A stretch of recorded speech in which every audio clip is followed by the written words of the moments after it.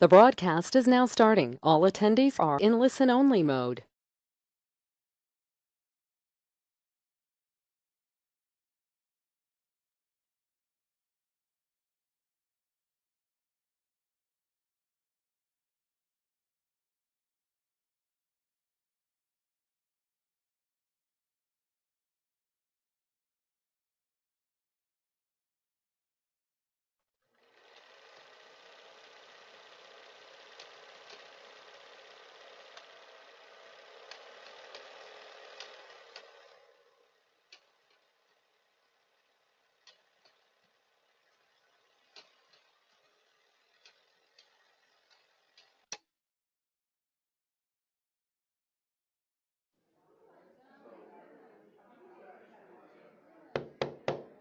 Okay, everyone, it's 10 minutes before the meeting is due to commence, but we've all got somewhere else we'd rather be.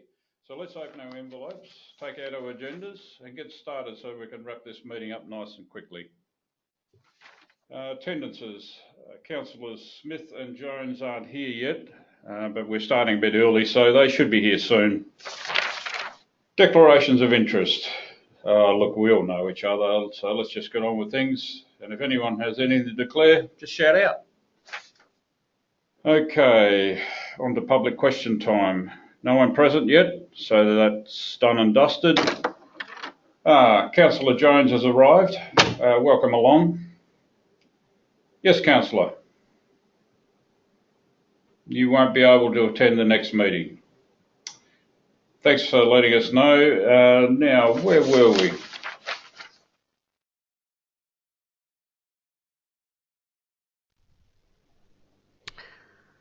Good evening and welcome to WALGA's Presiding Over Meetings webinar. We thought it would be entertaining to start this presentation with an example of what we would all agree is a bad example of how to preside over a meeting. But how should a meeting be presided over? And would we all agree on how it should be done? Indeed, there is more than one way to be a good presiding member at a council meeting. This webinar will look at the principles, rules and behaviours that should be common at a meeting of a local government council in Western Australia. In this presentation, we will discuss a meeting's overview, meeting rules, setting the tone, being a servant of the meeting, and understanding motions, amendments, and points of order. For those participating in the webinar in real time on the 19th of April 2018, there will be an opportunity to ask questions, which we will endeavour to answer at the end of the presentation. If viewing a recording of this webinar at a later time, you can forward your questions to the email address that's shown at the last slide. In this first section, we'll look at an overview of meetings. Elected members represent the community, provide leadership, facilitate communication between the community and council. Elected members come together as the council to undertake the important work of making legally binding decisions during formal meetings. Meetings are called, convened and operate under the Local Government Act, and the meeting is further guided by a Meeting Procedures Local Law, which you may also know as a Standing Orders Local Law.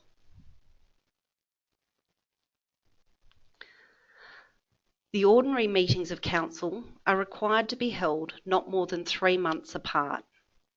Most often, however, ordinary council meetings are convened on at least a monthly basis to discuss matters of significance to the community and to make legally binding decisions. Typically, most meetings will deal with policy and strategy, development applications, financial management reports, range, scope, delivery and efficiency of services, monitoring performance and compliance, and making legally binding decisions.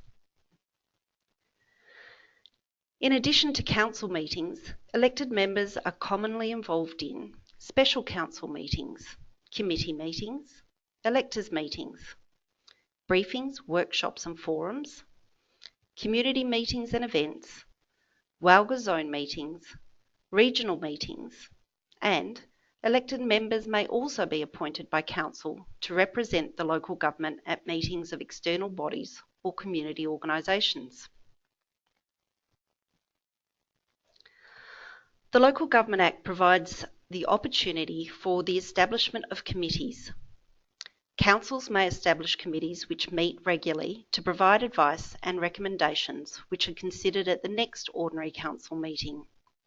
These are referred to as standing committees. The Act requires all local governments to establish an audit committee. However, council may choose to establish other committees under terms of reference relating to, for example, technical and development services, corporate and community services, and strategic planning. The Act also requires that if the Mayor or President wishes to be a member of a committee, that the Council must include them as a member.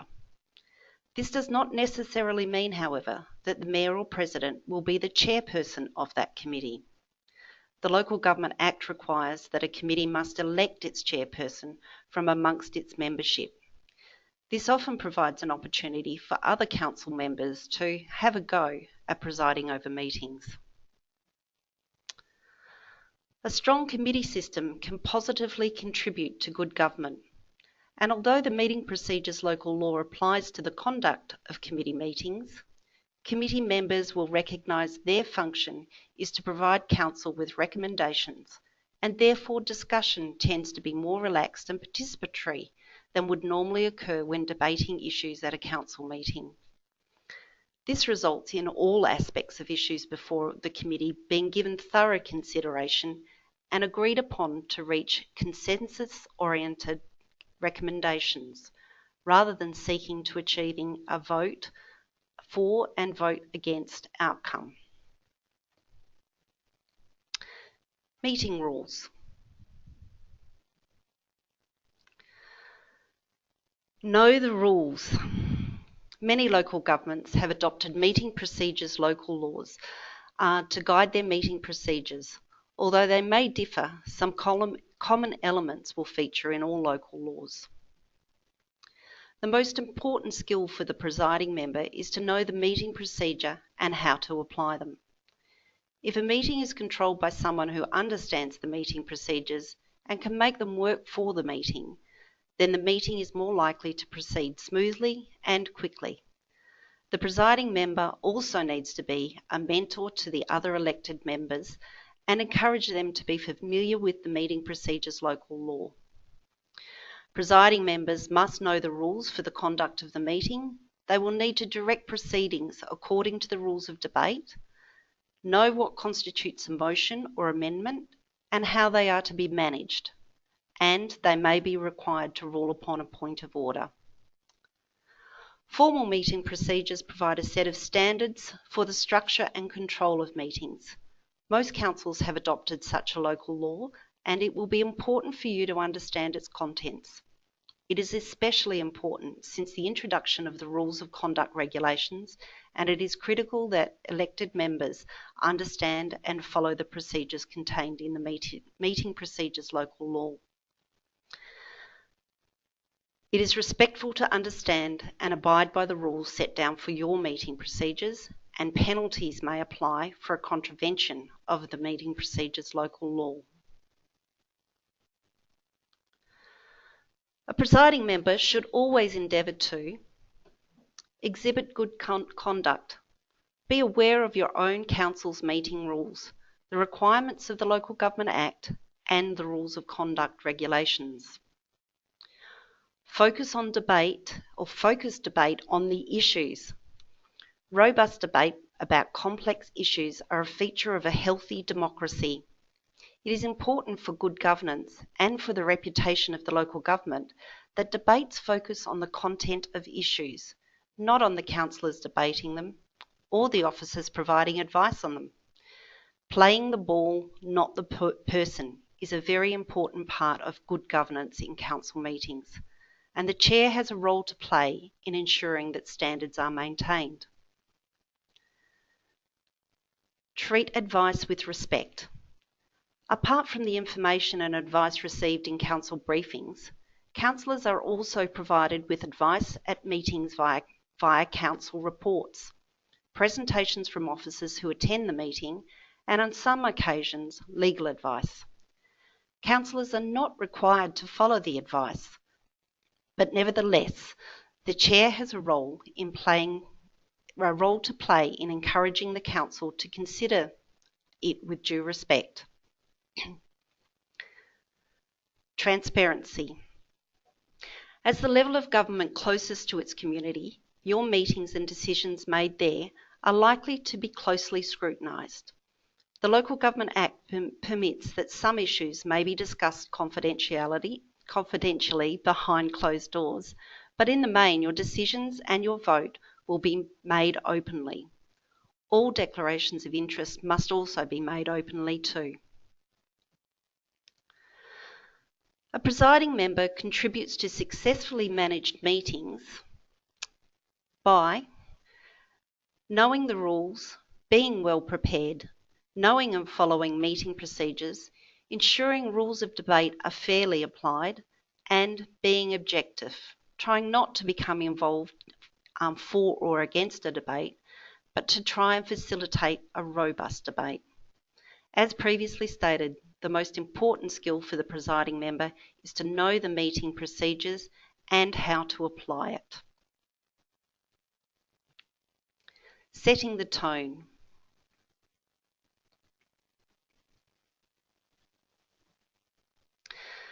There are significant differences between councils and boards. For example, councils are democratically elected and boards are appointed, but there are also similarities. It is appropriate for good governance principles and practices to be implemented by councils. Elected members should be encouraged to develop their capacity to make sound, strategic-based decisions on professional advice.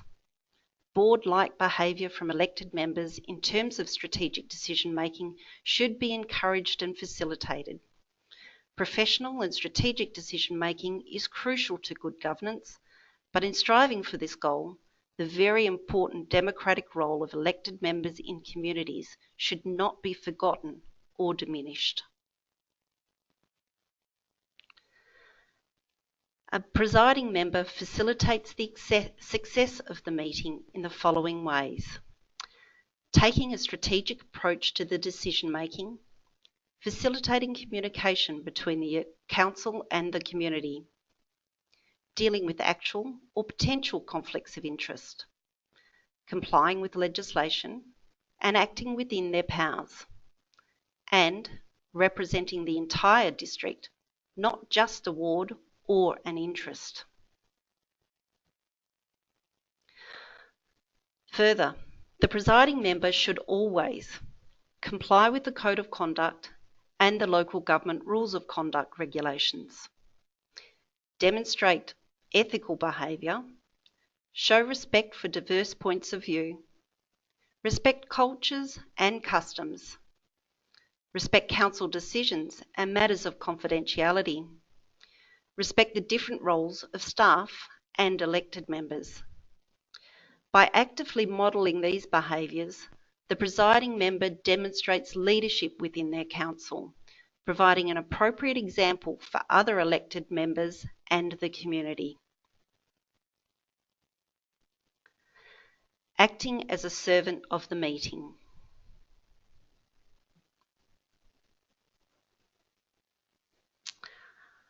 Whilst the position of a presiding member is a position of authority and responsibility, it is always subject to the will of the majority of those present at the meeting.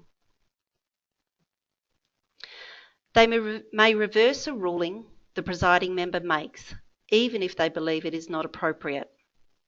The aim of the presiding member should be to guide the participants to a satisfactory conclusion. The presiding member is there to see that the rules are observed, that everyone is given a fair hearing, and that the will of the meeting is clear at the end of debate. The presiding member must maintain a demeanour of impartiality, especially when using the prerogative to direct the order of speaking. The call should be given to the first person who indicates.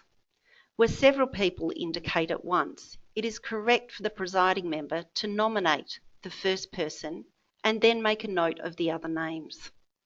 The presiding member should let the meeting know the priority list that they have recorded. The presiding member should be careful to look around the room equally for speakers rather than turn to the same side of the room on each occasion, a common mistake that sometimes happens. The presiding member is the only person able to interrupt the course of debate in order to maintain the rules of conduct. Other members must cease speaking and allow the presiding member to speak. This privilege is not to be used to join the debate. Meeting procedures require the presiding member to make an announcement when they wish to join debate. They are subject to the same rules as other members, including the priority of speaking. They must let the meeting know that they intend to participate in the debate, although it has become the convention that this opportunity is seldom taken. Similarly, there are no provisions in standing orders permitting a presiding member to sum up the debate. Understanding motions and amendments. The most important role a presiding member plays in a local government committee or council meeting is to progress the business of the meeting through to its conclusion. The order of business will be set out in your meeting procedures local law and will be reflected in the meeting's agenda. The business of the meeting, represented by officers' recommendations and councillor motions, can move in a number of ways to a conclusion. Every item must be moved and seconded to be regarded as being on the table for consideration. Some meeting procedures allow an item that is moved unopposed to be debated and put to the vote without being seconded. If your local government does require a seconder and no one supports a motion after being moved, this is referred to as lapsed for want of a seconder, and the matter is no longer discussed or voted on. Let's look at how the business of a meeting can move to a conclusion.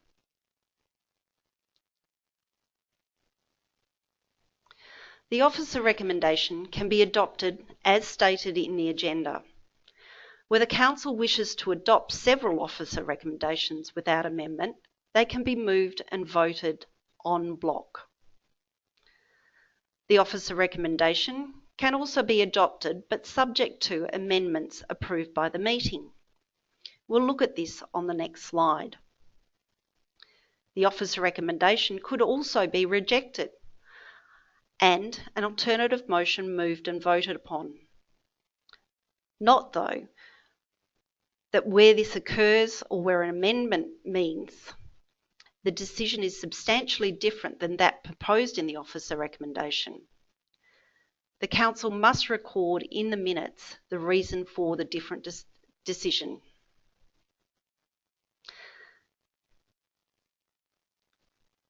The council can also decide to adjourn the item. This is also known as deferring consideration of the item. This may be used where a council wants to obtain additional information before making a decision. The motion to defer consideration should include details of the additional information to be obtained, as well as the date and meeting at which the item is to be resubmitted in the agenda. Like any other council decision, a motion to defer must be supported by a valid reason and carried by a majority.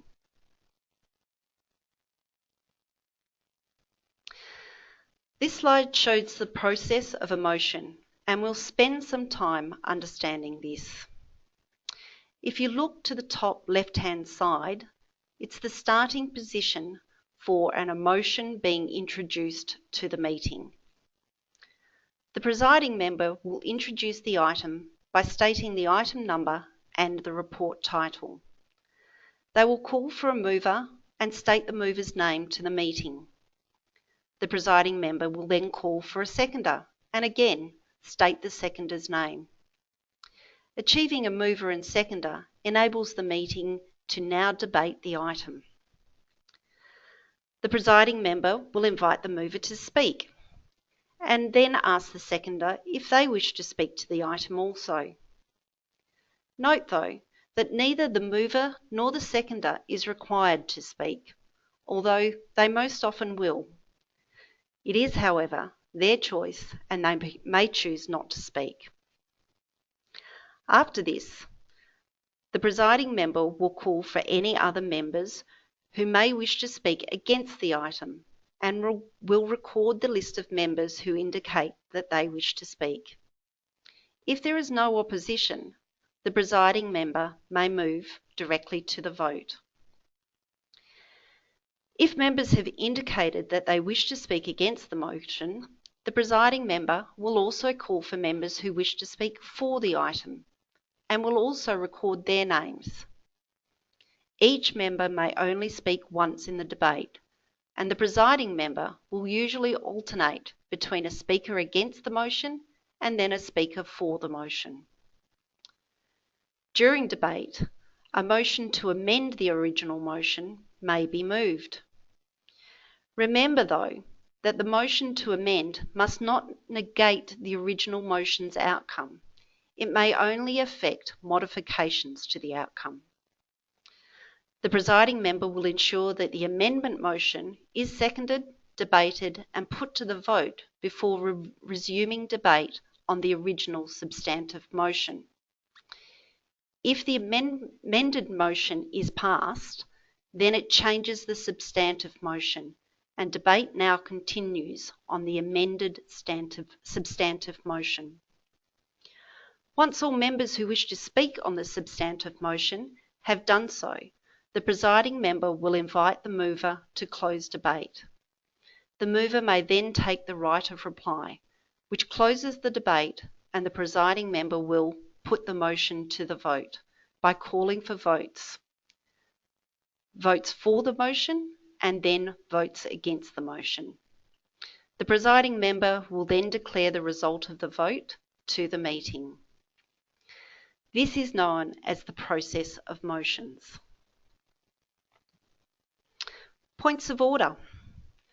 On occasion, the chair of a meeting may be called upon to adjudicate on a claim that the requirements of the meeting procedures were not observed or have been breached. Points of order include: a councillor has already spoken in the debate, no seconder for a motion, no quorum. There are also behavioural points of order, and these may include offensive or insulting language, adverse reflection, or a councillor interrupting. The presiding member's adjudication may be simply to point out the point of order to the offending member and requesting them to come to order or avoid continuing the behaviour. Frequently asked questions.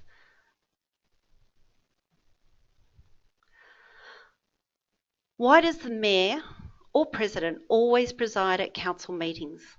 Can councillors take turns in presiding? No. The Local Government Act prescribes that this is the role of the Mayor or President, and if unavailable, the Deputy Mayor or Deputy President presides. Can the presiding member participate in debate?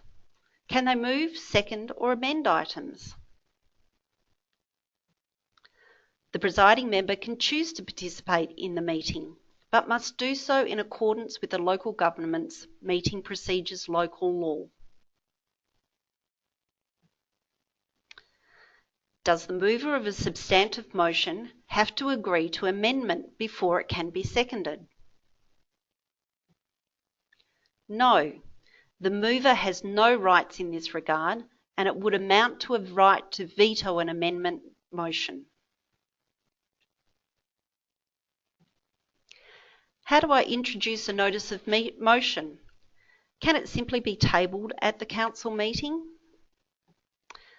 The standing orders local law usually include provisions on how and when to submit your notice of motion.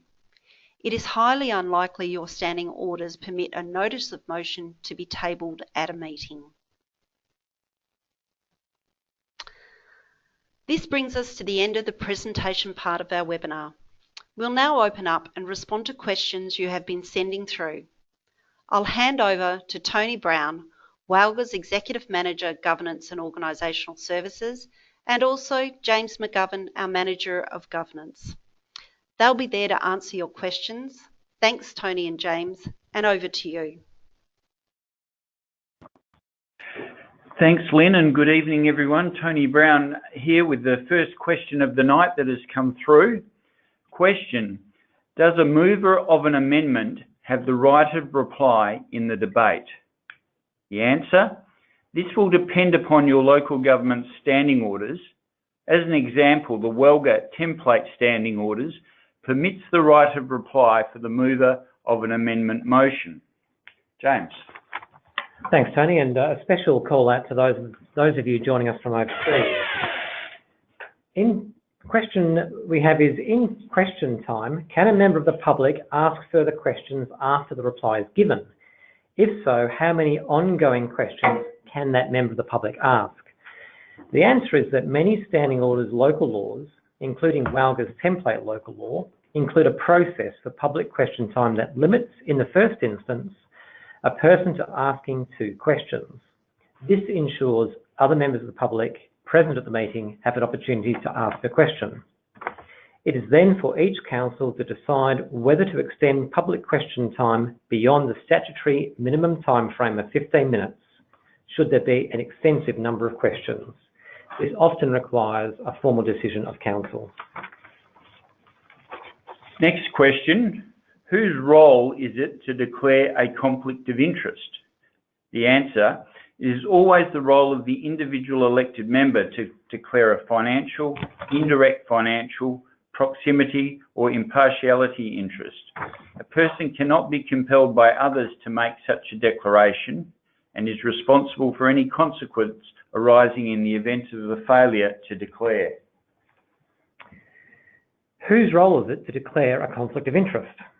It is always the role of the individual elected member to declare a financial, indirect financial, proximity or impartiality interest. A person cannot be compelled by others to make such a declaration and is responsible for any consequence arising in the event of a failure to declare. The next question: can several motions which require an absolute majority be moved en bloc? The answer to this is no. Items that require an absolute majority cannot be moved en bloc and need to be considered individually, and it needs to be clearly stated that an absolute majority has been achieved.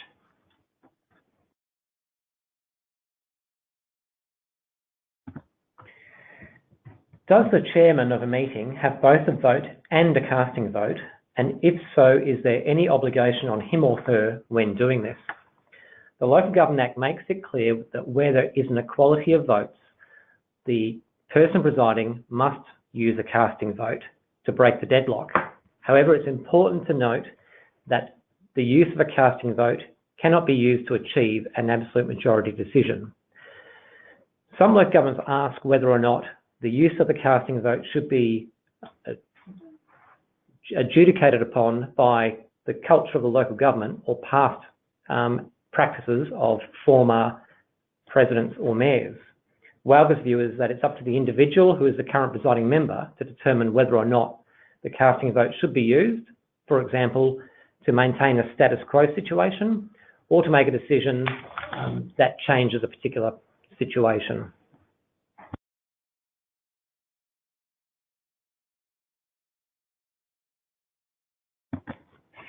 Next question: please explain the difference between alternate motion, amended motion, and foreshadowed motion. Okay, the answer is an alternate motion is where an elected, when you have an item at a council meeting, there may be an officer recommendation, but before the officer recommendation is put, an elected member may wish to move an alternate motion, and that is the elected member moving something different needs a seconder, and then the item is considered. An amended motion is where you have a motion on the books, so the substantive motion has been moved and seconded and debate is happening. Someone may move an amendment to that motion. The amendment is then considered, so someone moves the amendment, someone seconds the amendment, and debate commences. The amendment is either is then voted on. If the amendment's carried, then the substantive motion is considered as amended, and the item is then dealt with. A foreshadowed motion is where debate is happening on a substantive motion, and there's debate for and against the item. An elected member who's speaking against the item may wish to give the council another option, and so they may foreshadow a motion saying that if this motion is defeated, then my foreshadowed motion, I'll put my foreshadowed motion. So it's giving the elected members an option to consider something else and potentially get them to consider voting against the substantive motion. If the substantive motion is carried, then the foreshadowed motion is lapsed and the meeting moves on. If the substantive motion is lost, then it's declared lost, and then the chairperson will go to the person who's moved the foreshadowed motion and ask them to formally move it and get a seconder, and then that is considered and becomes a substantive motion in its own right.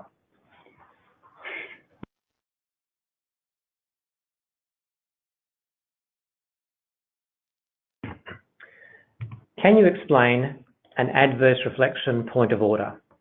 Adverse reflection occurs when an elected member makes a statement, for example, a negative reflection on another elected member's comments in debate, a critical comment about an elected member, a member of staff, or a contractor, or makes an accusation of bias or favouritism against another elected member, or in any other way impugns motives in a negative way. When this occurs and a point of order is made, the presiding member is required to rule on that point of order, and where adverse reflection is found to have occurred, the person making the comments is asked to withdraw those comments.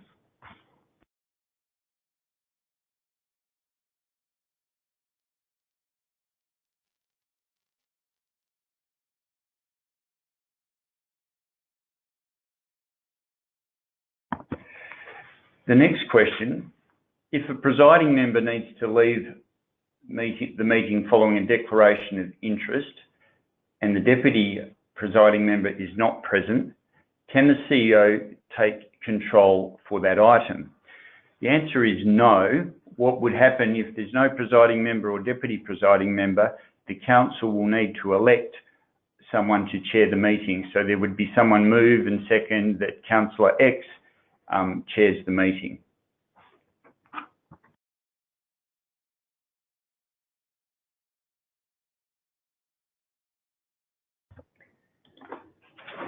The next question. If an elected member indicates first, after a motion has been read, that they wish to move an amended motion for the substantive motion, but another elected member indicates they wish to move the original motion, what should the presiding member choose to do? For example, should that motion be moved to the vote, or should the amended motion be taken? It's our view that the amended motion should always be taken first. Elected members should always be encouraged to participate in debate and discussion on items until they have been concluded, and that should encourage elected members to promote, I should say, that elected members seek to amend any substantive motion to the satisfaction of the meeting, and to such a point that that discussion is exhausted, and then you have a substantive motion that moves to a vote.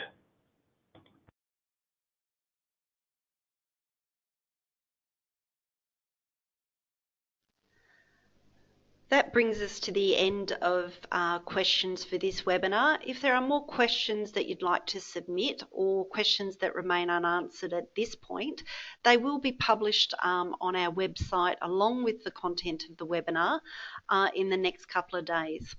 So thanks very much, Tony and James, for all that great information. I'd like to draw your attention to the fact that we have a number of resources available for elected members regarding meeting procedures available on the WALGA website. In addition, we have training available too, and I'd encourage you to head to the WALGA website and specifically the training page to identify your training opportunities there. We actually do also have a meeting procedures training program, and we'd recommend that you sign up for that if you've not already undertaken training in meeting procedures. In the end, thank you very much for participating, and if you're watching this webinar at a date other than the date that it was originally delivered, we'd welcome your questions to governance@walga.asn.au, and we'll assist you with your inquiry as soon as we can. Thanks again for your participation, and good evening.